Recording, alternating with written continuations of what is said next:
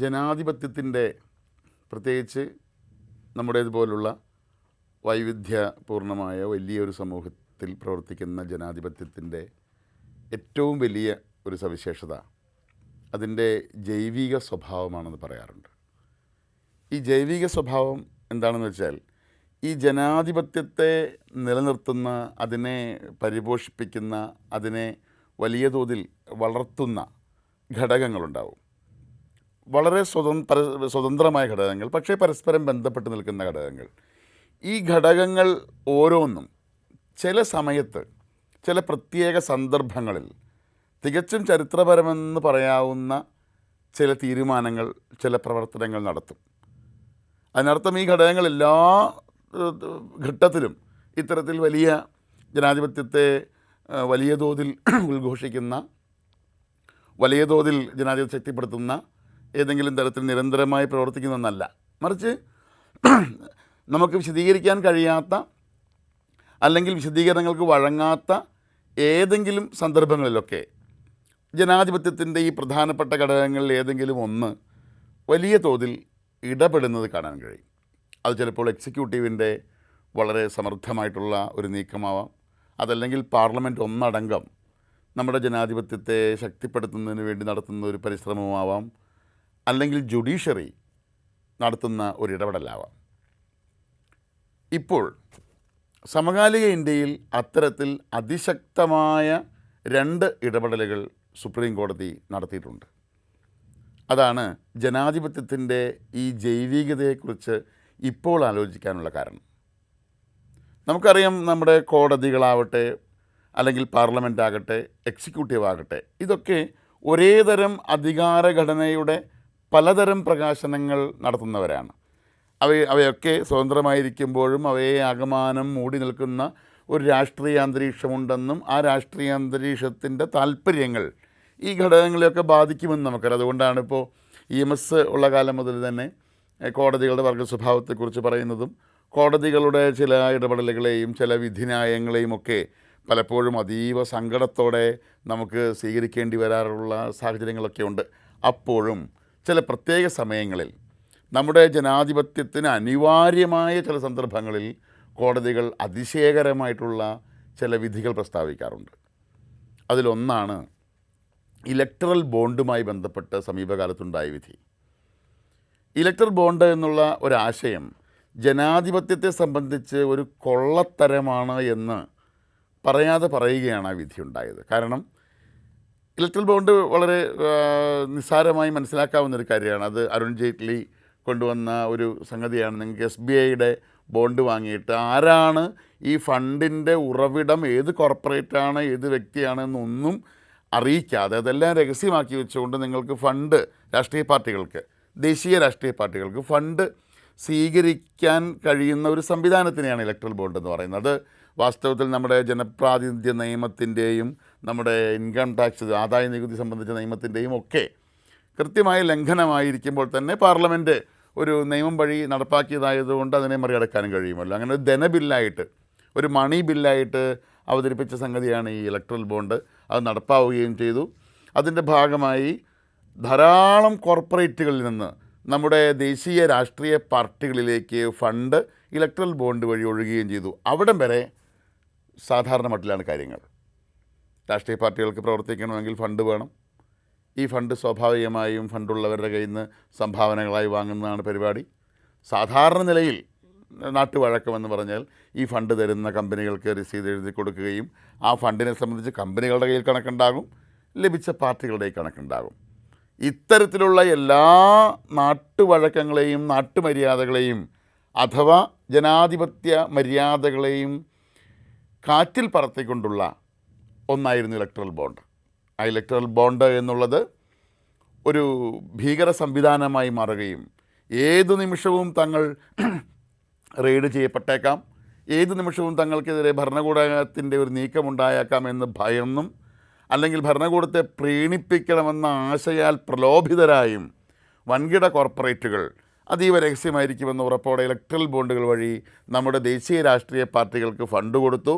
അതിൽ 90% ഫണ്ടും കേന്ദ്രം ഭരിക്കുന്ന ഭാരതീയ ജനതാ പാർട്ടിക്ക് ലഭിക്കുകയും ചെയ്തു. അവിടെയാണ് ഇതിൻ്റെ ഒരു പാരിറ്റി തകർന്നു പോകുന്നത്, ഇതിൻ്റെ പരസ്പര ഒരു മര്യാദ തകർന്നു പോവുകയും ഈ ഫണ്ട് എന്നുള്ളത് ഭരിക്കുന്ന കക്ഷിയുടെ കൈക്കൂലിയാണ് എന്ന് വരെ തോന്നിപ്പിക്കുന്ന ഒന്നായി മാറുകയും ചെയ്തു. പക്ഷേ ഒരു പാർലമെൻറ്റിൻ്റെ നിയമമാണ്, അതിൻ്റെ ഭരണഘടനാ സാധുത പരിശോധിക്കാൻ കോടതിയിലുണ്ട് എങ്കിലും നമ്മളിപ്പോഴത്തെ ഒരു ഇന്ത്യൻ സാഹചര്യത്തിൽ അതിൻ്റെ ഭരണഘടനാ സാധുത സംബന്ധിച്ച തർക്കങ്ങൾ നീണ്ടുപോകുമെന്നൊക്കെയാണ് കരുതിയിരുന്നത്. അല്ലെങ്കിൽ അതിലൊരു സമവായത്തിൻ്റെ സ്വഭാവം ഉണ്ടാക്കുന്ന തരത്തിലുള്ള ഭരണകൂടത്തിന് വലിയ തോതിലൊന്നും ക്ഷീണമുണ്ടാക്കാത്ത തരത്തിലുള്ള ഒരു വിധി ഉണ്ടാകും എന്നൊക്കെയാണ് പൊതുവിൽ നിയമരംഗം പ്രതീക്ഷിച്ചിരുന്നത്. എങ്കിലും ഒട്ടും പ്രതീക്ഷിക്കാത്ത രീതിയിലുള്ള നമ്മുടെ ജനാധിപത്യത്തിൻ്റെ ആത്മാന്തസ്സിനെ അങ്ങേയറ്റം ഉയർത്തിപ്പിടിച്ചുകൊണ്ട് നമ്മുടെ ജനാധിപത്യം കളങ്കരഹിതമായിരിക്കണമെന്ന ആദർശത്തെ മുറുകെ പിടിച്ചുകൊണ്ട് ജനാധിപത്യത്തിലെ അന്തിമ വാക്ക് വോട്ടർമാരാണെന്നും ആ വോട്ടർമാർക്ക് തങ്ങളെ തേടി വരുന്ന, തങ്ങളുടെ വോട്ടഭ്യർത്ഥിച്ച് വരുന്ന രാഷ്ട്രീയ പാർട്ടികൾക്ക് എവിടെ നിന്നെല്ലാമാണ് ഫണ്ട് ലഭിച്ചത് എന്നറിയാനുള്ള അധികാരമുണ്ട് എന്നും സുപ്രീം കോടതി അസന്നിഗ്ധമായി പ്രഖ്യാപിക്കാനുണ്ട്. അതിനർത്ഥം എന്താ? ജനാധിപത്യത്തിൽ വോട്ടറാണ്, പൗരനാണ് അന്തിമ വാക്കിൻ്റെ ഉടമ എന്ന വലിയ സന്ദേശം ഈ സമകാലിക ഇന്ത്യയിൽ സുപ്രീം കോടതി നൽകി എന്നുള്ളത് നമ്മുടെ ജനാധിപത്യത്തെ സംബന്ധിച്ച് എക്കാലത്തെയും വലിയ ഒരു ചരിത്ര നിമിഷമായി പറയാതിരിക്കാൻ വയ്യ. അത് സ്വാഭാവികമായും ഭരണകക്ഷിയായ BJPക്ക് വലിയ തോതിൽ പ്രഹരമേൽപ്പിച്ചൊരു വിധിയാണ്. കാരണം അവരുടെ കോടാനുകോടി വരുന്ന പണത്തിൻ്റെ ഉറവിടത്തെ സംബന്ധിച്ച് ചോദ്യങ്ങൾ ഉയരും. തുടർന്നുള്ള പണസമാഹരണത്തെ അത് ബാധിക്കും.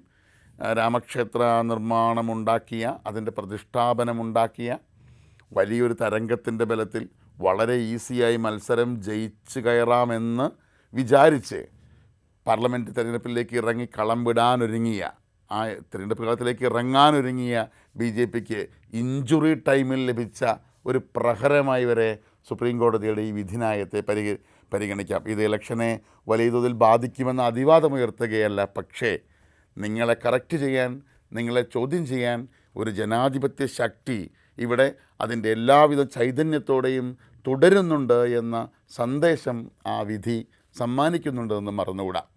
അതുകൊണ്ടാണ് അത് BJPക്ക് ലഭിച്ച ഒരാഘാതമായി നാം മനസ്സിലാക്കുന്നത്. രണ്ടാമതായി, ഇന്ത്യ സഖ്യത്തിൻ്റെ ഒരു മിനിയേച്ചർ രൂപമെന്ന് പറയാവുന്ന ഒരു കൂട്ടായ്മ ചണ്ഡീഗഡ് മുനിസിപ്പാലിറ്റിയിലുണ്ടായി. അവിടെ മേയർ തെരഞ്ഞെടുപ്പിൽ ആം ആദ്മി പാർട്ടിയും കോൺഗ്രസും സഖ്യമായി മത്സരിച്ചു. ഇന്ത്യ സഖ്യമെന്ന പേര് അവർ പലയിടത്തും ഉപയോഗിക്കുകയും ചെയ്തു. തൊട്ടെതിരെ മത്സരിച്ചത് BJPയാണ്. BJPക്ക് അകാലിദൾ അവരുടെ സഖ്യകക്ഷിയായിരുന്നു. മേയർ തെരഞ്ഞെടുപ്പിൽ മൊത്തം സീറ്റുകളുടെ എണ്ണപ്രകാരം വളരെ സ്വാഭാവികമായും ജയിച്ചു പോകേണ്ടത് ആം ആദ്മിയും കോൺഗ്രസും അടങ്ങിയ സഖ്യമാണ്. അതേ സമയത്ത് ഈ ഇലക്ഷൻ നടന്നപ്പോൾ വരാനിരിക്കുന്ന ഇന്ത്യൻ തിരഞ്ഞെടുപ്പുകളുടെ ഒരു പരീക്ഷണശാല എന്നോണം വരാനിരിക്കുന്ന തിരഞ്ഞെടുപ്പുകളിൽ എന്ത് സംഭവിക്കുമെന്നതിൻ്റെ സൂചന എന്നോണം നിർലജ്ജം ഒരു വരണാധികാരി ബാലറ്റ് പേപ്പറിൽ കൃത്രിമം കാണിക്കുകയും ആ കൃത്രിമത്തിൻ്റെ ഭാഗമായി അവിടെ അർഹതപ്പെട്ട 8 വോട്ട് ആം ആദ്മിക്ക് നിഷേധിക്കപ്പെടുകയും കോൺഗ്രസ് നിഷേധിക്കപ്പെടുകയും ആം ആദ്മിയുടെ സ്ഥാനാർത്ഥി തോറ്റതായി പ്രഖ്യാപിക്കുകയും യഥാർത്ഥത്തിൽ തോൽക്കേണ്ട BJP സ്ഥാനാർത്ഥിയെ ജയിച്ചതായി പ്രഖ്യാപിക്കുകയും ചെയ്തു. അമ്പരന്ന് പോയ ആം ആദ്മി സഖ്യം എന്ത് ചെയ്യണം എന്നതിന് ഒരു വ്യക്തമായ സന്ദേശം നൽകിക്കൊണ്ട് ജുഡീഷ്യറിൽ അഭയം പ്രാപിച്ചു. ഹൈക്കോടതിയിൽ നിന്ന് വേണ്ടത്ര നീതി ലഭിക്കാതിരുന്നപ്പോൾ സുപ്രീം കോടതിയെ സമീപിച്ചു. സുപ്രീം കോടതിക്ക് ഇന്ത്യൻ ഭരണഘടനയുടെ ആർട്ടിക്കിൾ 142 നൽകുന്ന സവിശേഷമായ അധികാരം ഈ സംഭവത്തിൽ സുപ്രീം കോടതി പ്രയോഗിച്ചു. അതായത് വളരെ പ്രത്യേകമായ സാഹചര്യങ്ങളിൽ ഇടപെടാൻ സുപ്രീം കോടതിക്ക് അനുവാദം കൊടുക്കുന്ന, അധികാരം കൊടുക്കുന്ന ആർട്ടിക്കിൾ 142ൻ്റെ സർഗാത്മകമായ ഒരാവിഷ്കാരത്തിലൂടെ ഈ ചണ്ഡീഗഡ് മേയർ തെരഞ്ഞെടുപ്പിൽ സുപ്രീം കോടതി ഇടപെടുകയും വരണാധികാരിയെ വിളിച്ചു വരുത്തുകയും ശിക്ഷയിലേക്ക് നീങ്ങുകയും ചെയ്തു. മാത്രമല്ല അവിടെ ആം ആദ്മി പാർട്ടിയുടെ സ്ഥാനാർത്ഥി മേയറായതായി പ്രഖ്യാപിക്കുകയും ചെയ്തു. ഇതൊരു അസാധാരണമായ സന്ദർഭമാണ്. കാര്യം ഒരു ചെറിയ മുനിസിപ്പൽ തിരഞ്ഞെടുപ്പ് വിശാലമായ ഇന്ത്യൻ പൊതു തിരഞ്ഞെടുപ്പുമായിട്ട് ബന്ധിപ്പിക്കുക എന്നൊക്കെ പറയുന്നത് ഒരു സാഹസികമായ വാദമല്ലേ എന്നൊക്കെ ചോദിക്കാം. പക്ഷേ എല്ലാ ചെറിയ ചെറിയ ചലനങ്ങൾക്കും അതിൻ്റേതായ സവിശേഷതകൾ. ഈ ചെറു ചലനങ്ങളുടെ ഒരു ഒരു കൂട്ടായ്മയായിട്ടാണ് ഈ പൊതു തിരഞ്ഞെടുപ്പെന്ന വലിയ ഉത്സവം അരങ്ങേറാൻ പോകുന്നത്. അതിൻ്റെ ഒരു ചെറിയ പരീക്ഷണശാലയായി ചണ്ഡീഗഡ് മാറിത്തീരുമായിരുന്നു. കാലങ്ങളായി ദേശീയ ഗവൺമെൻറ്റിനെ നയിക്കുന്ന കക്ഷി വിവിധ സംസ്ഥാനങ്ങളിൽ ഇത്തരത്തിലുള്ള കുതിര കച്ചവടങ്ങളും ജനഹിതത്തിൻ്റെ അട്ടിമറികളും ജനേച്ഛയുടെ നഗ്നമായ ലംഘനങ്ങളും നടത്തിയതിൻ്റെ ചരിത്രം നമുക്ക് മുന്നിലുണ്ട്. അങ്ങനെ എന്തും ചെയ്യും എന്ന ധാർഷ്ട്യത്തിന് മേലെ ഇന്ത്യൻ ജുഡീഷ്യറി കൊടുത്ത വലിയൊരു പ്രഹരമാണ് ഈ രണ്ടാമത്തെ വിധി. അപ്പോൾ ഒന്ന് ഇലക്ട്രൽ ബോണ്ട്, രണ്ട് ചണ്ഡീഗഡ് മേയർ തിരഞ്ഞെടുപ്പ്. ഈ രണ്ട് വിധികളും നമ്മോട് പറയുന്നൊരു പ്രധാനപ്പെട്ട വാചകം ഇന്ത്യൻ ജനാധിപത്യത്തിൻ്റെ യഥാർത്ഥ ശക്തിയായ അതിൻ്റെ ജൈവികതയും അതിൻ്റെ വളരാനുള്ള പ്രവണതയും അതിനെ നിരന്തരം നവീകരിക്കാനുള്ള അതിൻ്റെ ആത്മബലവും ഒരു തരി പോലും ഇക്കഴിഞ്ഞ 10 കൊല്ലം കൊണ്ടും ചോർന്നു പോയിട്ടില്ല എന്നുള്ളത് അത് ജനാധിപത്യവാദികൾക്ക് നൽകുന്ന ആശ്വാസം ചെറുതല്ല. കാരണം സമഗ്രാധിപത്യത്തിൻ്റെ സൂചനയുള്ള ഗവൺമെൻറ് പിടിമുറുക്കുകയും ഇന്ത്യൻ ജനാധിപത്യം വലത്തോട്ട് പൂർണ്ണമായി ചായുകയും ചെയ്തു എന്നൊക്കെയുള്ള പലതരത്തിലുള്ള പ്രചാരണങ്ങൾ നടക്കുന്നതിനിടയിൽ ആ പ്രചാരണങ്ങൾ ഇവിടുത്തെ ഒരു വിഭാഗത്തിന് മേൽ വലിയ തോതിൽ ഭീതിയും ആശങ്കയും വളർത്തുന്നതിനിടയിൽ ഇല്ല, അങ്ങനെയൊന്നും ഈ രാജ്യത്തെ ഇരുൾ വിഴുങ്ങുകയില്ല. ഈ രാജ്യത്തിൻ്റെ ജനാധിപത്യം ആ ജനാധിപത്യത്തിൻ്റെ സൃഷ്ടാക്കളുടെ വിശാലമായ മാനവികതാ ബോധം പോലെ ഈ ജനാധിപത്യം അതിശക്തമാണെന്നും നമ്മുടെ ജനാധിപത്യം വേരാഴ്ത്തിയിരിക്കുന്നത് നമ്മുടെ ദേശീയ പ്രസ്ഥാനത്തിൻ്റെയും നമ്മുടെ രാഷ്ട്രപിതാവായ ഗാന്ധിയുടെയും എല്ലാം പാരമ്പര്യത്തിലാണെന്നും ആ വേരുകൾക്ക് എല്ലാ തരത്തിലുള്ള സൃഷ്ടിപരതയും ഉണ്ട് എന്നും നമ്മെ ഓർമ്മിപ്പിച്ച ഒന്നായിരുന്നു ഈ സുപ്രീം കോടതിയുടെ 2 ഇടപെടലുകളും.